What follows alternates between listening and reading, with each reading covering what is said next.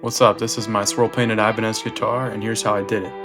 I started off with an Ibanez RG body and Wizard 2 neck from separate models, and I was following the StuMac aerosol tutorial for this part, and I wood filled some dents and screw holes and sanded off the old finish. There was some nice flame maple, but I was doing a swirl, so I did some Z-epoxy layers to fill the grain, and I also glued in some veneer to fill out the neck pocket.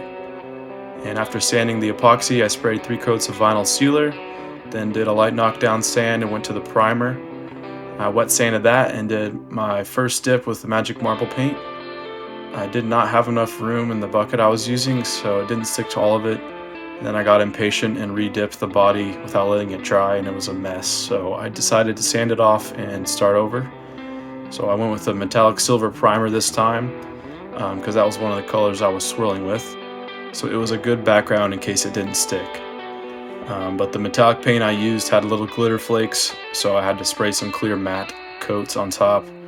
I tested it out on the electronics cover and it worked great, so I did that on top of the rest of the guitar and did another dip. Turned out pretty cool, but it didn't stick very well, so I just let it dry and did more clear on top of that, wet sanded it again, and then the next dip turned out really well. I finally got the temperature right and had the correct angle and speed into the water, and I also had a bigger bucket. I didn't get any footage of that, but there's a good tutorial below. I let it dry for a few days, then did a 2K clear coat on it.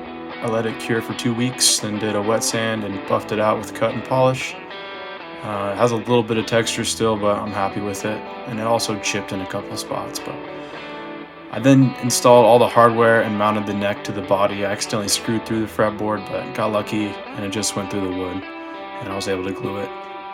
Then I mounted the pickups and started wiring. I did Seymour Duncan Nazguls for the bridge and jazz pickups for the neck. I did a 3-way blade volume pot and tone pot. The tone pot has a single pole, single throw switch on it to split the humbuckers. I used 500 kilo ohm pots and a .022 microfarad orange drop cap for the tone. I added a 4.7 kilo ohm resistor to ground on the switch for the coil split, that way I don't get quite as much volume drop. This was my diagram for the build based off of a guitar electronics diagram. I left a bit too much extra wire, so it was hard to close the cover, but I was then done. But I realized I failed to test the truss rod functionality before I set it up. It either got water damage or needs rethreaded or a whole new truss rod. So I just bought another neck and managed to get it on there, and it plays great. I made a bunch of mistakes, but I learned a lot, and I encourage you to try painting or building your own guitar. You can do it.